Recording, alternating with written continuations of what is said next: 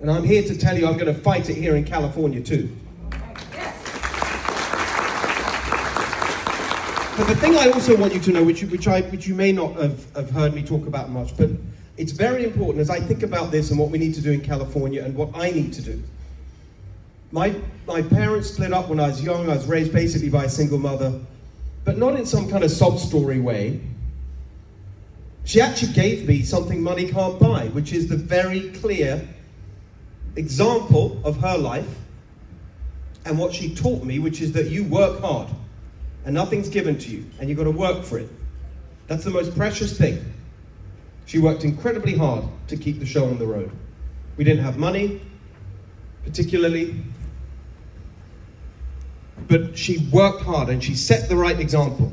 And then later my stepfather, also Hungarian, the whole family's Hungarian. Yeah, that's right. So who are we talking about?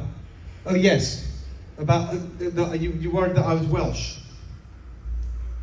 The English people aren't very, emotionally open, let's put it that way. And I tend to hug, and you've seen that. It's because I'm Hungarian. Both all my family. But my stepfather, he literally, with his brother, he heard on the radio, 1956, with the Soviet invasion. They heard on the radio, the Russians are coming. So they said, okay, we're going. Literally, he was 14 years old, 14. My youngest son is 14 now. It's unimaginable. He literally, my stepfather and his brother, they were from a small village school in Western Hungary. They ran across, they left and they fled for their freedom. And they climbed barbed wire fences and minefields and watched how half of them were killed in the process. These young kids. But he made it and his brother made it. Ends up in a refugee camp in Austria. And then eventually in England. Didn't have much of an education, ended up working construction. And that was the example I had. He's built a little business. So that's what I do. When I was younger, I would go and earn a bit of money on the construction site. That's how I learned. My first job, project manager for a construction company. People know me from the television, of course, and that's great, but most of my career has been in business. We worked hard. I got to Oxford University, as you heard. I worked after that at the Conservative Party. Margaret Thatcher was the Prime Minister. Imagine that. You're the son of Hungarian refugees, and you're going in and out of 10 Downing Street. Margaret Thatcher was such an inspiration to all those countries fighting for their freedom. Just incredible. And then I left and I worked in business all over the world, started my own companies, including restaurants. That is a tough business. Anyone who runs anything of that kind, especially in California, I can't imagine anyone. I mean, it's such a struggle. But I'm telling you all this because I want you to know that I get it. I understand what it's like for people trying to run a small business. The nightmare of that in California today. Always I've worked hard, always fighting. People say to me, you're so busy, you're on the road, you're working. Yes, I'm working hard for it because everything worthwhile has to be worked hard for. That's who I am. That's what I'm going to do for California, for you, for everyone.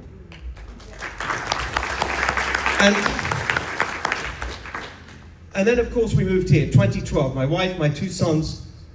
In a way, I think of it as the ultimate step in that journey towards freedom. If you think about it, from communist Hungary, socialist England, here to California.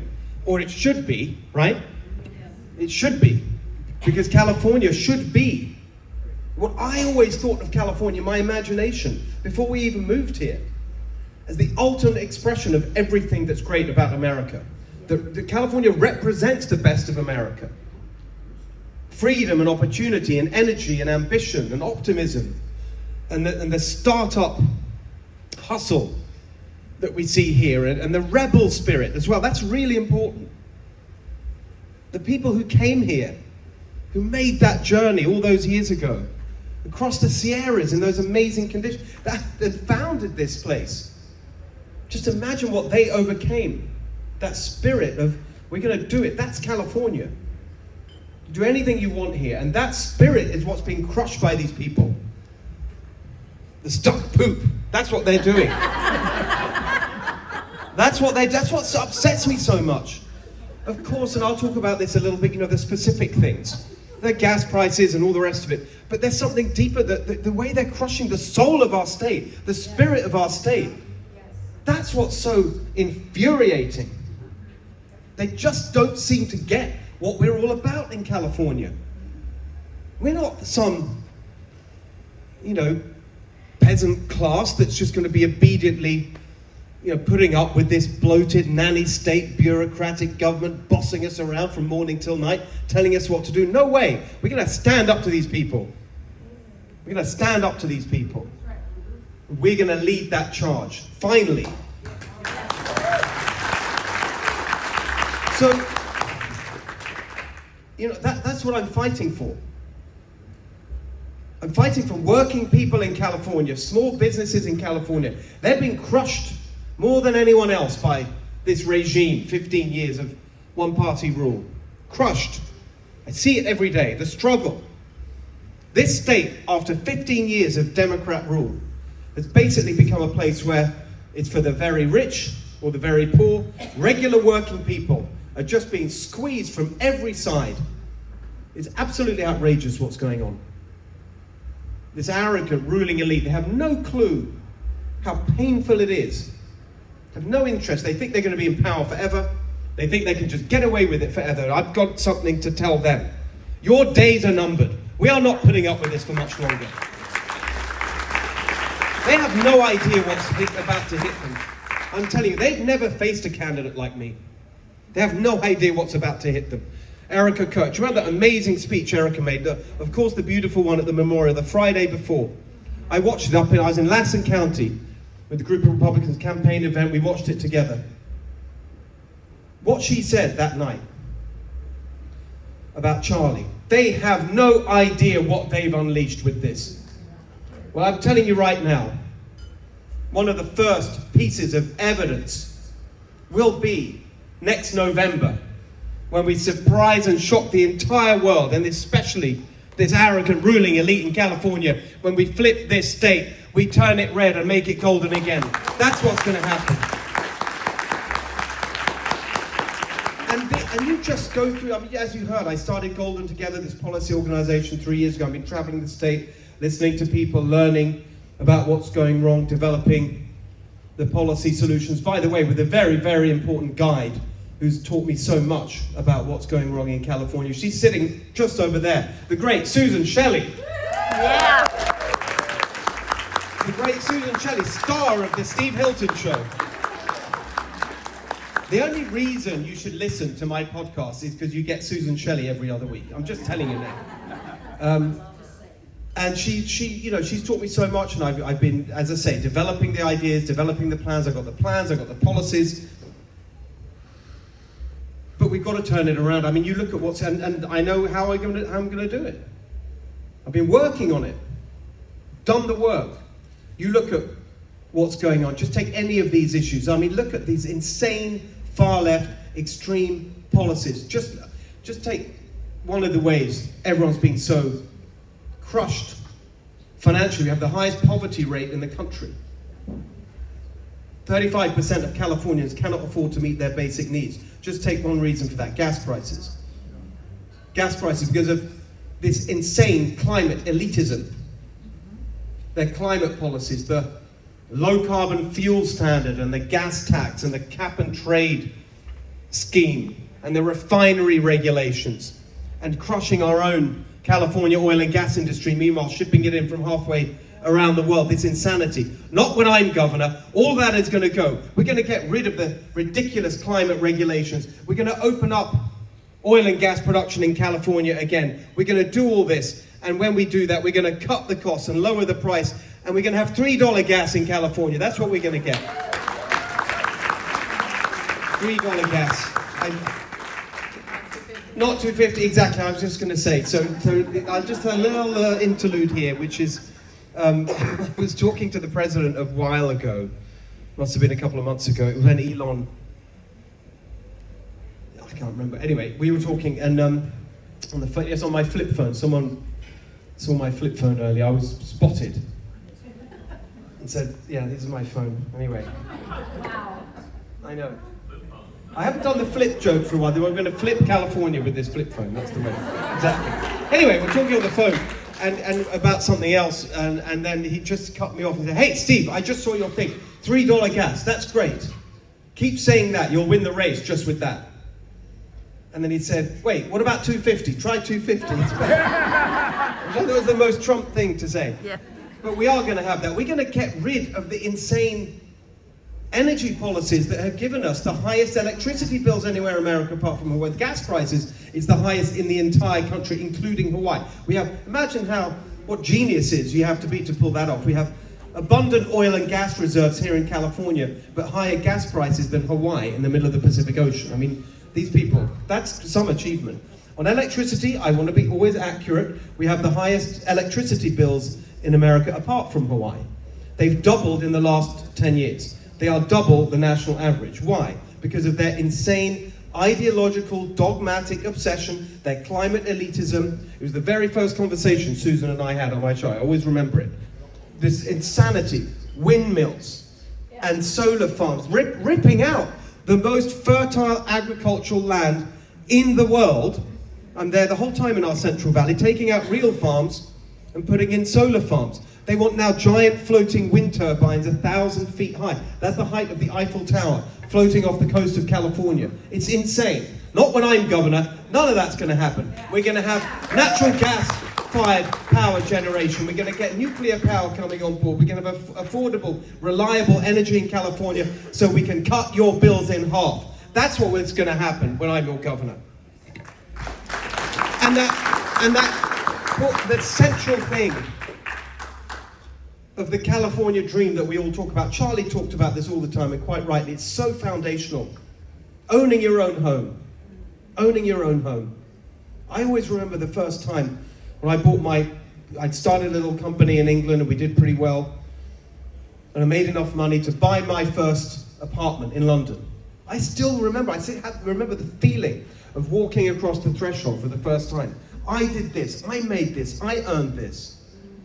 It's an absolute outrage that feeling is being denied this generation of Californians because of these ridiculous policies. And now young people, and everywhere I go, I ask them. I was on the UC Berkeley campus on Tuesday, just this week, talking to the students, and had a very simple, I do this thing, I talked to Charlie about it, that's where I got it from. Our version of his thing proved me wrong. It's called What's Wrong With That? That's what I go there and I put something up there, have the students debate it. It was cut climate regulations to make housing affordable. And they all said, why do we need to cut climate regulations? I went through all the reasons. And I asked them, do you think you could buy a house in California? No. Do you think that you can start a family here, make your life here, build a business here? No. They're leaving. Young people, the next generation are leaving because they can't make it happen in California because it's so expensive and so out of reach. Those basic things. Start a family, buy a house, build a business. That's why I'm running for governor. That's what I'm fighting for, to make that a reality again in California. We're going to end this ridiculous war on single-family homes where they want all of us to live in apartment buildings with transit. No parking. Is that how they live? Does Gavin Newsom live in an apartment? Does Nancy Pelosi take transit? No. Again, it's this elitism. But that's what they want to make all of us live like. That's why they're blocked. It's ridiculous. We were just talking about it. Next week, I'll be announcing if I were the governor of this planet, to veto it. What is it? SB 79. Have you heard about this? This really is a threat to the entire California way of life. All-out war on single-family homes and the suburban dream that's a California dream. Apartment buildings up to 7 stories high, anywhere in the state, as long as it's within half a mile of a transit stop, which, by the way, don't think that's some kind of massive railway station. No, a bus stop will count. If you are within half a mile of a bus stop or anything else in California, they can come and build a 7-story apartment and no one can do anything about it.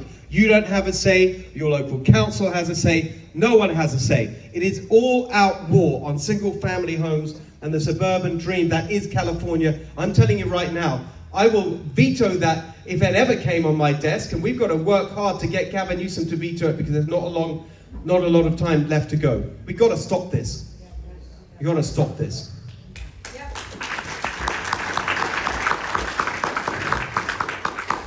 I'm fighting for common sense and sanity in California. What are you talking about? Biological boys and girls sports. The fact that we've got used to this, as if it's normal. It's not normal, it's outrageous, and it's going to go when I'm governor.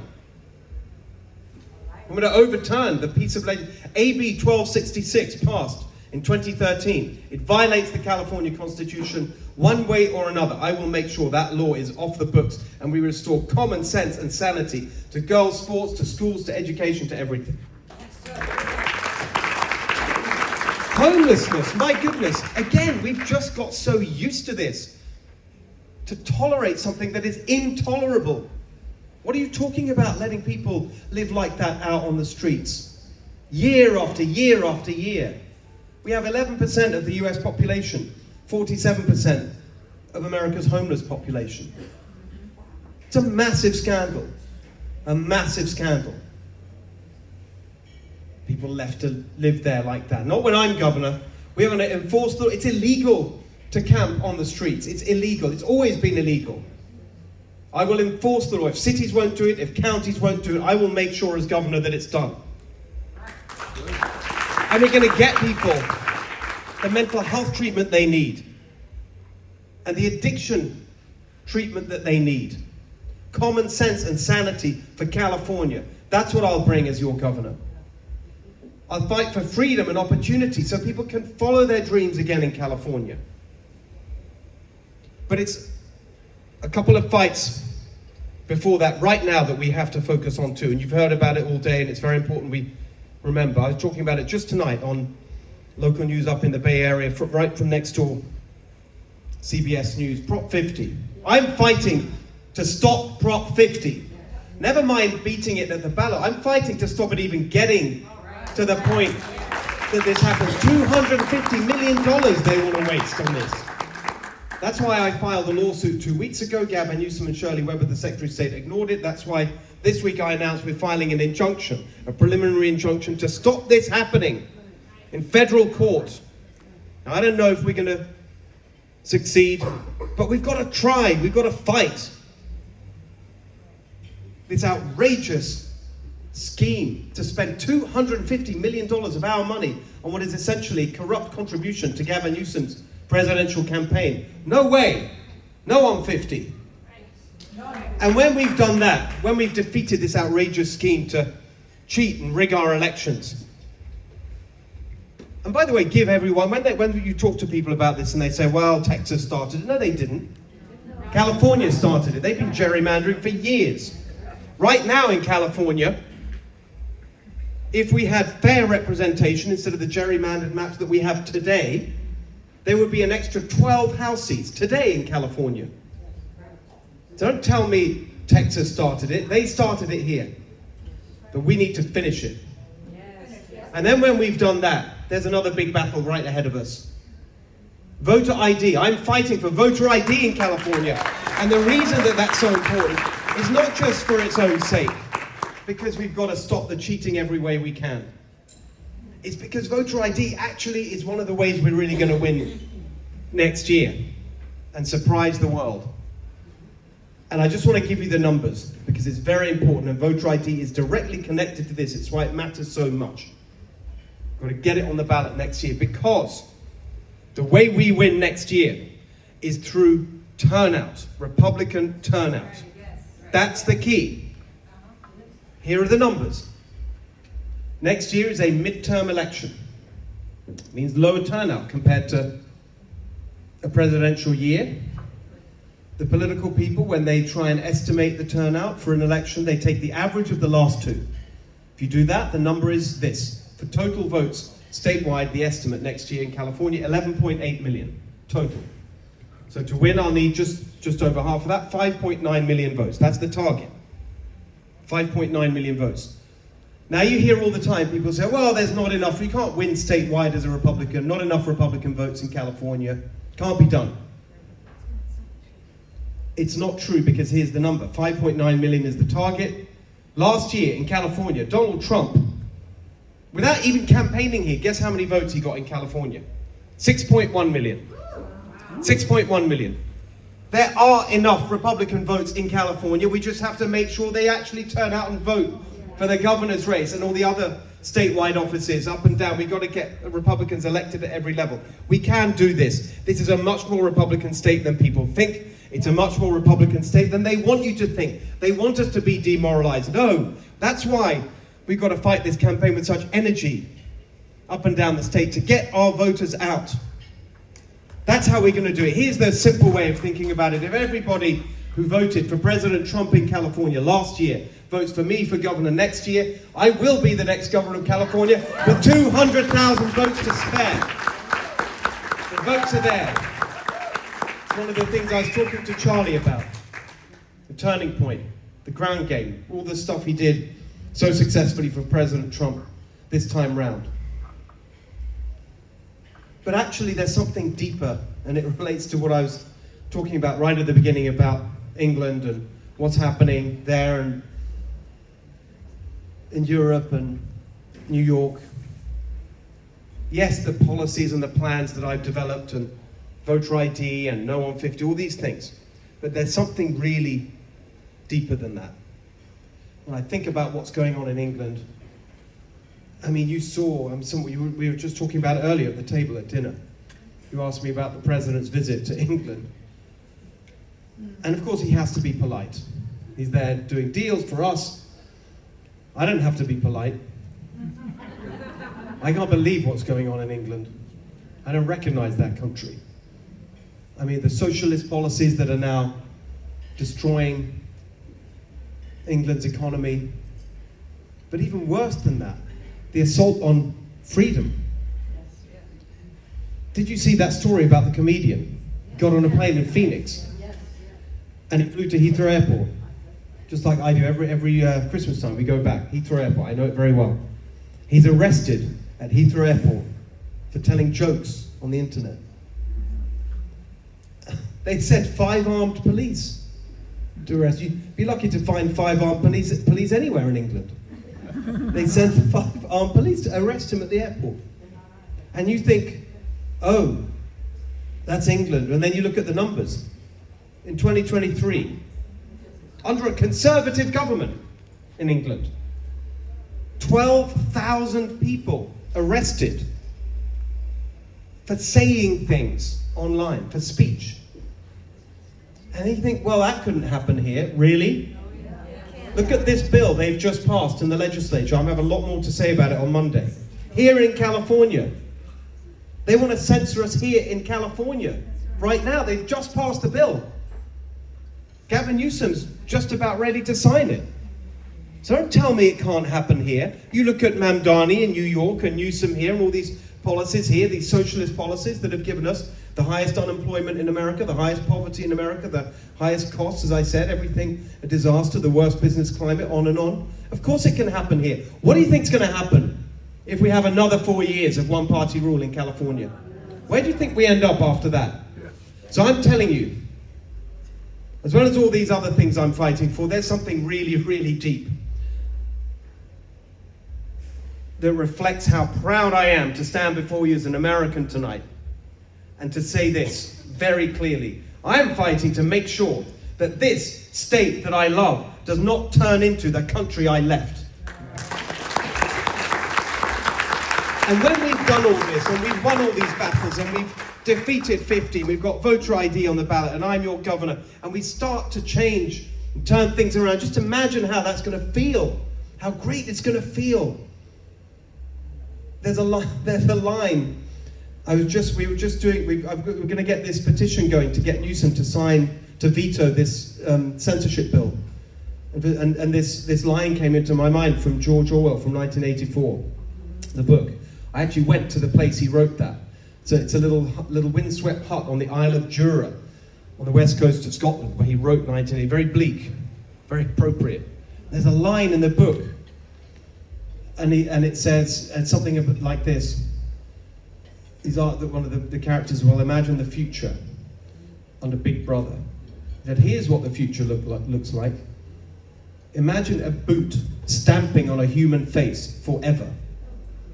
Well, imagine the opposite of that. Here in California, when we restore common sense and sanity, we dismantle this bloated nanny state bureaucracy, and we lift the boot of these Democrats off our throats here in California. We can breathe again and live again and dream again and be who we want to be in California. Imagine how that's going to feel when we root out all this climate ideology that infects everything and the woke ideology in our classrooms, and we can just be who we are here. Americans, Californians who live in the greatest place on earth and want to enjoy everything that we have here and raise our families here and build our dreams here and our futures here. That's what's going to happen. That's what we are fighting for. We're going to fight for California. We are going to save California. We're going to make the California dream a reality again for everyone and make this beautiful state that we love so much truly golden again. Thank you very much, everybody.